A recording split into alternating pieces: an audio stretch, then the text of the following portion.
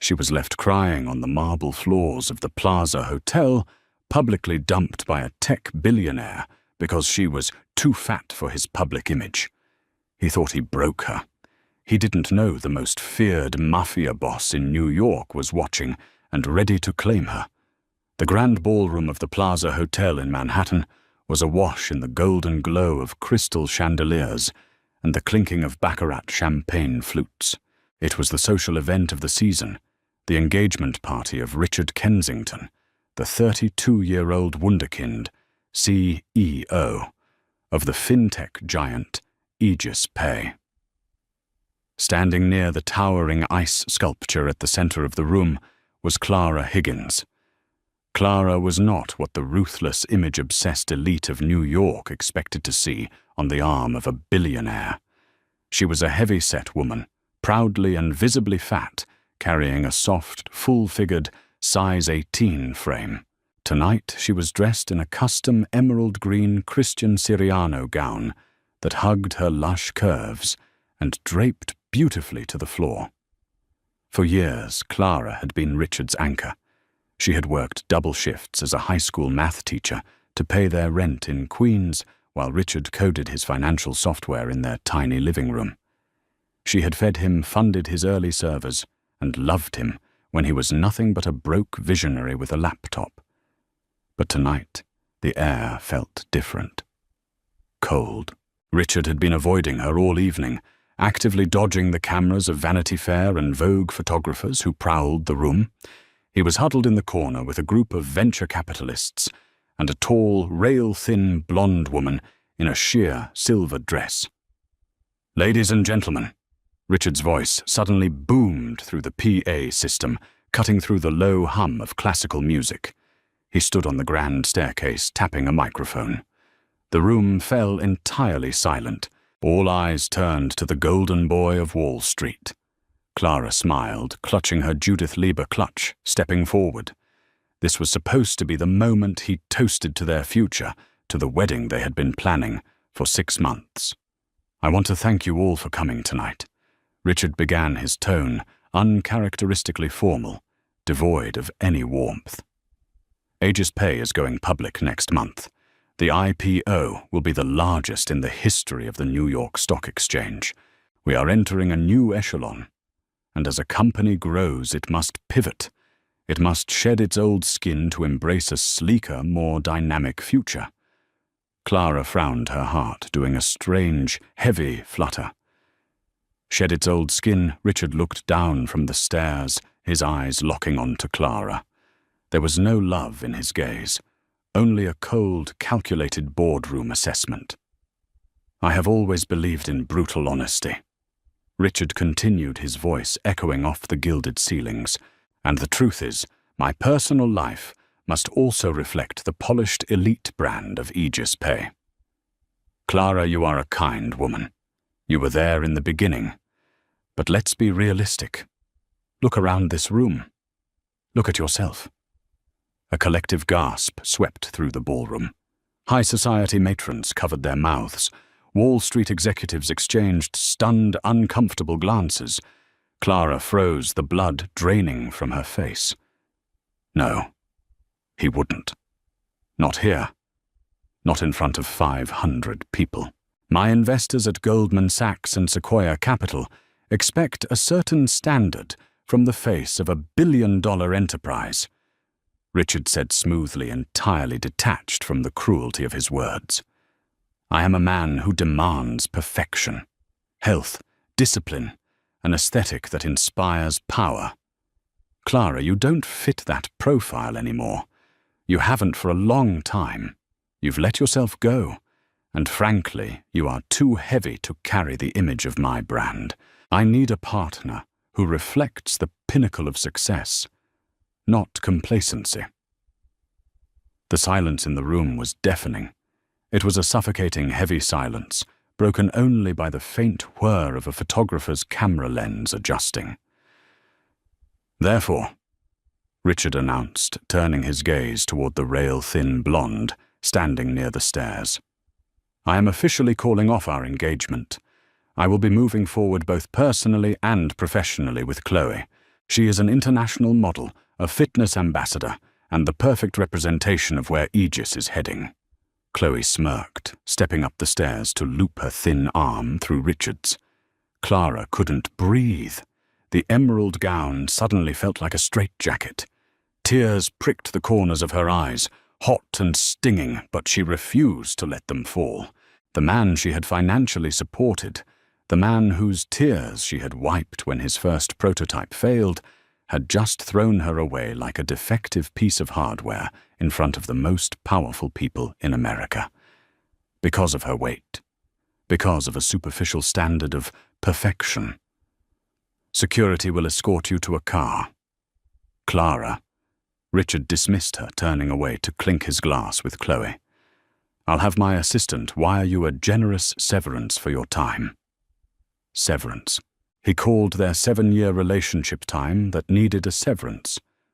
The crowd parted like the Red Sea as Clara turned around. The whispers hit her like physical blows. Did you see her arms? I mean, he's a billionaire. Now he can do better. It's a miracle he kept the fat cow around this long. Every step toward the grand brass doors of the plaza felt like walking through wet cement. Clara kept her chin high, her thick curls bouncing slightly, as she marched out of the ballroom through the opulent lobby and out into the freezing, rainy November night. As the heavy glass doors shut behind her, the adrenaline evaporated. Clara collapsed against the cold stone facade of the hotel, the icy rain instantly soaking her hair. She wrapped her arms around her heavy-set frame, the devastating reality crashing down on her. She was 30 years old, publicly humiliated, heartbroken, and completely alone on Fifth Avenue. She let out a single gut-wrenching sob, hiding her face in her hands. The rain was relentless, washing the neon reflections of Manhattan down the gutters. Clara stood under the grand marquee of the plaza, shivering violently. The valets were too busy rushing to fetch the Ferraris and Bentleys of the departing guests to notice the woman in the ruined emerald dress standing in the shadows. She needed to hail a cab. She needed to get back to Queens, pack her bags, and disappear. Before she could step off the curb, a massive matte black Mercedes Maybach OA680 glided silently through the rain and stopped directly in front of her. It wasn't just a car. It was a fortress on wheels. The tinted windows were pitch black, and the vehicle radiated an aura of pure, intimidating power. 2 men in impeccably tailored charcoal suits stepped out of the front doors. They didn't look like hotel security or Wall Street bankers. They moved with the lethal fluid grace of predators. They ignored the valet walking straight to the rear passenger door and opening it wide. "Get in, Miss Higgins," a voice rumbled from the dark interior of the Maybach. The voice was deep, gravelly, and carried an undeniable edge of authority. It commanded the space around it, making even the pouring rain seem insignificant. Clara took a step back, her heart hammering against her ribs. "Who are you? How do you know my name?" A man leaned forward into the soft, ambient glow of the cabin's leather interior. Clara's breath caught in her throat. He was devastatingly handsome, but not in the polished, soft way Richard was. This man had a face carved from granite, sharp jawline, an aristocratic nose with a slight bump indicating it had once been broken, and piercing, predatory storm-grey eyes. He wore a midnight blue bespoke suit without a tie, the collar of his crisp white shirt unbuttoned to reveal a glimpse of dark chest hair and a heavy gold chain. He looked like danger incarnate. "My name is Dominic Falcone," the man said softly. Clara froze. Even as a high school teacher in Queens, she knew that name. Everyone in New York knew that name, even if they only dared to whisper it. Dominic Falcone wasn't on the cover of Forbes. He was the head of the Falcone Syndicate, the undisputed king of the East Coast underworld. He controlled the ports, the unions, and a vast empire of casinos and real estate. He was a man who allegedly made politicians disappear and bought judges like they were cheap cigars. I'm fine," Clara stammered, pulling her soaked dress tighter around her wide hips. "I'm waiting for a yellow cab. You're freezing, Clara, and a cab isn't coming in this weather," Dominic said, his gaze dropping to her shivering shoulders, then sweeping appreciatively over her full curves. There was no disgust in his eyes, no boardroom assessment. When he looked at her body, his eyes darkened with something feral and entirely male. "Get in the car. I'm not asking." Too cold and emotionally exhausted to fight, and frankly terrified to say no to Dominic Falcone, Clara gathered the heavy, wet fabric of her skirt and climbed into the back of the Maybach. The doors shut with a solid, heavy thud, sealing them inside a quiet, opulent sanctuary, smelling of rich leather and expensive cedarwood cologne. Dominic poured a glass of amber liquid from a crystal decanter and handed it to her. "Drink. It's Macallan. It'll warm your blood," he instructed. Clara took it with shaking hands, taking a sip. The liquid burned a pleasant trail down her throat. She looked at the terrifying mob boss sitting inches away from her. "Why are you here, Mr. Falcone?" "You weren't on Richard's guest list." Dominic let out a low, dark chuckle that vibrated in the confined space. "No, I wasn't. Richard Kensington likes to pretend he built his little empire from a garage in Silicon Valley.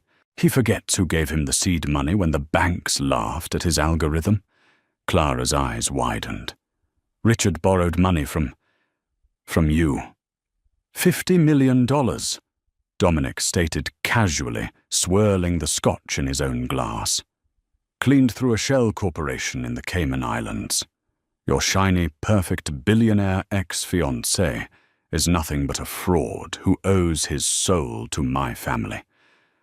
I was there tonight to remind him of a payment he missed, but instead I got a front row seat to a Greek tragedy." Clara looked down at her lap, a fresh wave of humiliation washing over her. "You saw." "I saw a peasant try to humiliate a queen," Dominic said, his voice dropping an octave, losing its conversational tone. "I saw a weak boy discard a woman of substance because he's terrified of anything he can't control. He discarded me because I'm fat, Mr. Falcone." Clara said, her voice cracking, deciding she had nothing left to lose by being blunt. "You don't have to dress it up." Dominic shifted closer. The sheer size of him, his broad shoulders and muscular frame seemed to dwarf her, yet Clara didn't feel threatened. She felt anchored. He reached out his large, calloused hand, gently catching her chin and forcing her to look into his stormy eyes. "Listen to me carefully, Clara," Dominic murmured, his thumb brushing against her lower lip. "A boy wants a stick figure he can parade around like a hood ornament. A man, a real man, wants a woman. Softness, curves, hips that can bear weight, and a spirit that doesn't snap when the wind blows. You are lush, Clara. You are a feast. And Richard Kensington is a fool who prefers starving." Clara stared at him, her heart thumping wildly. No one had ever spoken to her like this. No one had ever looked at her body, her heavy, soft body, as if it were a prize rather than a problem to be solved. "Why are you telling me this?" Clara whispered. Dominic's lips curved into a dangerous, wolfish smile. "Because Richard is going to pay for insulting you, and he's going to pay me my $50 million. But I don't just want his money anymore. I want his company. I want his reputation. I want to utterly destroy him." He leaned back, his gaze locking onto hers with terrifying intensity. "And I want you by my side when I do it." Clara gasped. "What? You built him, Clara. You know his accounts, his passwords, the skeletons in his corporate closet." Dominic said, his voice smooth and hypnotic. Help me take Aegis Pay apart, piece by piece. In exchange, I will give you the world. You won't just get revenge on the man who embarrassed you. You'll become untouchable." Clara looked out the tinted window at the passing city lights. She was a math teacher. She was a good, law-abiding citizen. But Richard had ripped her heart out and stomped on it for sport. He had humiliated her for the crime of having a body that didn't fit his corporate aesthetic. She turned back to Dominic, feeling a dangerous spark ignite in her chest. "What exactly are you offering, Mr. Falcone?" "I'm offering you a crown," Dominic said, pouring her another glass of scotch. "Richard threw you to the wolves tonight, Clara. He didn't realize you were destined to lead the pack." Clara took the glass. The sweet, compliant fiancée who had died on the marble floors of the plaza was gone. "Call me Dominic Mirabella," he whispered, clinking his glass against hers. "Because we are going to be very close." The penthouse of the Falcone Tower in Tribeca was a sprawling fortress of floor-to-ceiling glass, imported Italian marble, and heavily armed security. For 3 weeks it had been Clara's sanctuary and her war room. She hadn't lost a single pound. In fact, under the careful attention of Dominic's private chef, who prepared rich risottos and decadent chocolate soufflés at Dominic's strict instruction, to spoil her, she had never looked softer, healthier, or more radiant. Her wardrobe had been entirely replaced. Gone were the modest, oversized cardigans she wore to hide herself. In their place were tailored silk wrap dresses, wide-leg trousers from Brunello Cucinelli, and cashmere coats that accentuated her lush, full-figured silhouette. But her true transformation wasn't physical. It was the lethal sharpening of her mind. Clara sat at the massive oak dining table, 4 glowing monitors displaying lines of complex code and financial spreadsheets. As a mathematician, she understood numbers better than anyone Richard had ever hired at Aegis Pay. Because she had lived with Richard during the company's infancy, she knew the foundational architecture of his financial software. Dominic stood behind her, sipping a dark espresso. He wore a fitted black Henley that clung to his broad chest, his presence a heavy, comforting heat against her back. He rested his large, calloused hands on her plush shoulders, massaging the tension from her neck. "You've been staring at the Cayman shell accounts for 6 hours, Maya Bella," Dominic murmured, pressing a soft kiss to her temple. "Take a break. Let my accountants handle the grunt work." "Your accountants are looking for traditional money laundering," Clara replied, her eyes darting across the screen. "Richard is arrogant, but he isn't stupid. He wouldn't hide your 50 million in a standard offshore trust. He hid it in the algorithm." Dominic's hands paused. "Explain." Clara leaned back, pointing a manicured finger at the screen. "Aegis Pay processes microtransactions, millions of them a second. I just ran a regression analysis on the transaction latency. Richard coded a fractional siphon. Every time Aegis processes a payment, it skims a fraction of a cent, something so microscopic the SEC and Bloomberg auditors wouldn't catch it. He's pooling that skimmed money into a decentralized crypto wallet to pay you back without it showing on his balance sheets. He's stealing from his own users to cover his mob debt." A low, dangerous laugh rumbled in Dominic's chest. He spun Clara's chair around so she faced him, his storm-grey eyes burning with a mixture of predatory pride and deep, unrestrained lust. "You are a terrifying woman, Clara Higgins," he whispered, leaning down to capture her lips in a bruising, possessive kiss. When he pulled away, Clara was breathless, her skin flushed. He looked at her, not just as a lover but as a true partner. "If we hand this proof to the Securities and Exchange Commission on the morning of his initial public offering," Clara said, her voice trembling slightly with adrenaline, "Aegis Pay doesn't just crash, it burns to the ground. Richard goes to federal prison for wire fraud." "No," Dominic corrected his tone, turning to ice. If we just send it to the SEC, the government seizes the assets. We don't want to destroy the company, Clara. We want to own it. Dominic stepped away, pulling a sleek encrypted phone from his pocket. I'm going to have my attorneys draft a hostile debt-to-equity conversion contract. Richard owes me $50 million plus interest. But with the threat of federal prison hanging over his head, he's going to sign over 60% of Aegis Pay's voting shares directly to you. To me, Clara gasped, her hands flying to her chest. I have enough money, Clara, Dominic said, looking at her with fierce devotion. This is your revenge. You built that empire. Tomorrow you take it back. The morning of the Aegis Pay, initial public offering broke crisp and cold over Lower Manhattan. Outside the neoclassical columns of the New York Stock Exchange Broad Street was a sea of satellite trucks, barricades, and shivering financial journalists. This was the most anticipated tech IPO since Facebook. Inside the NYSE's exclusive VIP bell-ringing suite, hovering directly above the frenzied trading floor, Richard Kensington was pacing a hole into the antique Persian rug. He looked immaculate in a midnight blue Tom Ford suit, his hair perfectly coiffed, but his demeanor was fraying. His hands trembled slightly as he adjusted his Rolex Daytona. The $50 million payment to the Falcone syndicate was now 2 weeks overdue. Every time his phone buzzed, his stomach plummeted, expecting it to be a picture of a shallow grave.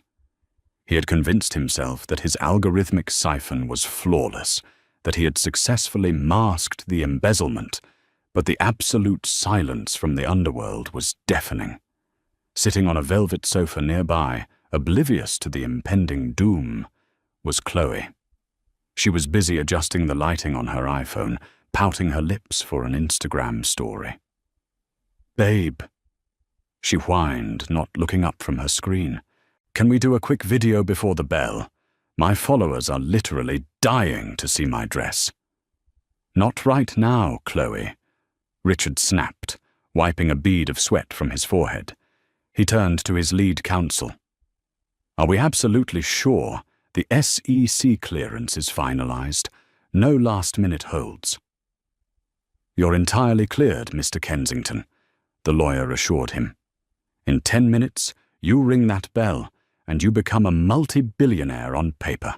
Richard let out a shaky breath, finally allowing a smug smile to creep onto his face. He had done it. He had outsmarted the banks, he had outsmarted the government, and he had outsmarted Dominic Falcone. Suddenly, the heavy mahogany double doors of the VIP suite burst open. Richard's private security detail, 2 massive ex-Marines, stepped forward with their hands on their earpieces, only to be violently shoved against the wood paneling by 4 men in impeccably tailored charcoal suits. The intruders moved with terrifying synchronized precision, stripping the guards of their concealed weapons in seconds and securing the exits. The excited chatter in the suite died instantly. The PR executives froze. Chloe dropped her phone. Stepping gracefully through the parted sea of armed men was Clara Higgins. Richard's jaw dropped. She was a vision of absolute, untouchable power. Clara wore a bespoke crimson-red trench coat, tightly cinched, to accentuate her wide, lush waist, paired with razor-sharp black Christian Louboutin stilettos. Her thick dark hair cascaded in glossy, voluminous waves over her shoulders. She didn't look like the broken, weeping woman he had discarded on the marble floors of the Plaza Hotel. She moved with the predatory confidence of a billionaire predator, completely unapologetic about the space her curves occupied. And walking right beside her, his hand resting possessively on the small of her back, was the undeniable king of the New York underworld. Dominic Falcone radiated pure, lethal menace. "Clara." Richard choked out the color draining from his face, so fast he looked sickly. His eyes darted frantically from his ex-fiancée to the Mafia Boss standing beside her. What? What the hell is this? You can't be here. Security works for me today. Dominic stated his voice, a low, gravelly rumble that vibrated through the floorboards. He stepped further into the room, his storm-grey eyes pinning Richard in place. You missed a payment, Richard. Mr. Falcone, please.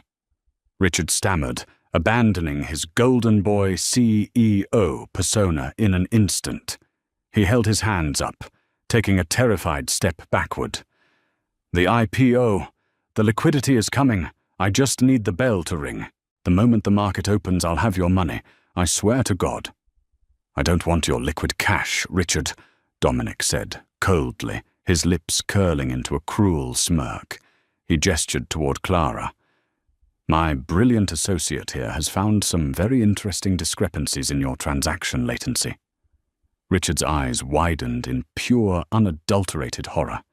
He stared at Clara, the reality of her presence finally clicking into place. You looked at the code. I didn't just look at it, Richard. I dissected it. Clara said, her voice smooth, steady, and devoid of any leftover affection. She felt a thrilling rush of adrenaline. She wasn't afraid of him anymore. I found the fractional siphon. I found the decentralized crypto wallets you've been using to skim fractions of a cent off every user transaction. You're stealing from your own customers to pay your mob debts. You're out of your depth, Clara, Richard hissed, attempting a desperate bluff. You don't understand the architecture. It's a latency buffer. It's federal wire fraud, Clara interrupted sharply, pulling a thick manila envelope from her designer tote bag and slamming it onto the glass coffee table. I forwarded a preliminary summary of your latency buffer to Director Mitchell at the Securities and Exchange Commission 30 minutes ago. Are you insane? Richard screamed, his voice cracking. He lunged forward, his fists clenched, but before he could take a second step, Dominic moved. In a blur of motion, Dominic had Richard by the throat, slamming him back against the floor-to-ceiling window overlooking the trading floor. The glass groaned under the impact. Richard gagged his perfectly polished shoes, kicking off the ground as Dominic effortlessly lifted him. Keep your voice down when you speak to her, Dominic whispered, lethally, his face inches from Richard's sweating forehead. She is a queen. You are a dying insect. Show some respect. Chloe let out a terrified squeak, realizing exactly who Dominic was, and the extreme danger she was in. The model didn't hesitate. She grabbed her silver clutch, kicked off her heels, and practically sprinted for the door, abandoning Richard without a single backward glance. Dominic dropped Richard, who collapsed onto the floor, gasping for air and clutching his bruised throat. The SEC is holding off on their raid, Clara said coldly, looking down at the pathetic man who had once humiliated her for her weight. They are waiting for my final confirmation. If I make the call, Aegis Pay crashes before it even opens, and you spend the rest of your life in federal prison. Dominic pulled a sleek silver Montblanc pen from his breast pocket and dropped it next to the contract spilling out of the manila envelope. This is a hostile debt-to-equity conversion, Dominic commanded. You owe me $50 million plus massive interest. You are going to sign over 65% of Aegis Pay's voting shares directly to Clara. You will instantly step down as CEO, citing sudden health reasons. Clara takes over as majority shareholder and chairwoman. If you sign it, Clara patches the siphon from the inside. The SEC gets an update that the anomaly was a benign bug, and you get to walk away with a minority stake and your freedom. You can't do this to me. Richard wept, completely broken, his ego shattered. I built this company. No, Clara corrected him, her voice ringing with finality. I built you, and today I'm repossessing my investment. Sign the paper, Richard. Trembling, violently defeated on every level, Richard crawled to the table, picked up the pen, and signed his life away. Clara picked up the document, handing it to one of Dominic's men. She looked at Richard one last time. "Security will escort you out the back. You don't fit the profile of my brand anymore." As Richard was hauled out of the room by his collar, the NYSE floor manager tentatively peeked through the doorway, his face pale. "Miss the bell rings in 2 minutes." Clara turned to Dominic. He offered her his arm, his eyes blazing with absolute devotion, pride, and burning desire. "Shall we, Madam Chairwoman?" Dominic asked, a devastating wolfish smile playing on his lips. Clara looped her arm through his, her soft, lush body pressing against his hard, protective frame. She felt entirely invincible. "We shall." Together they walked out onto the balcony, overlooking the frantic trading floor. As Clara pressed the button to ring the opening bell, the deafening roar of Wall Street washed over them. She had survived a brutal betrayal, embraced her true worth, and claimed a billionaire's empire, all with the deadliest king in the city standing proudly by her side. If you loved this story of ultimate revenge power and finding real love that appreciates every curve, you are not alone. Clara proved that real strength and beauty don't fit into a superficial corporate mold. Smash that like button if you were cheering for Clara and Dominic's epic takeover. Don't forget to share this video with someone who loves a dramatic mafia romance, and subscribe for more thrilling, twisting stories of betrayal and sweet, unstoppable vengeance. See you next time.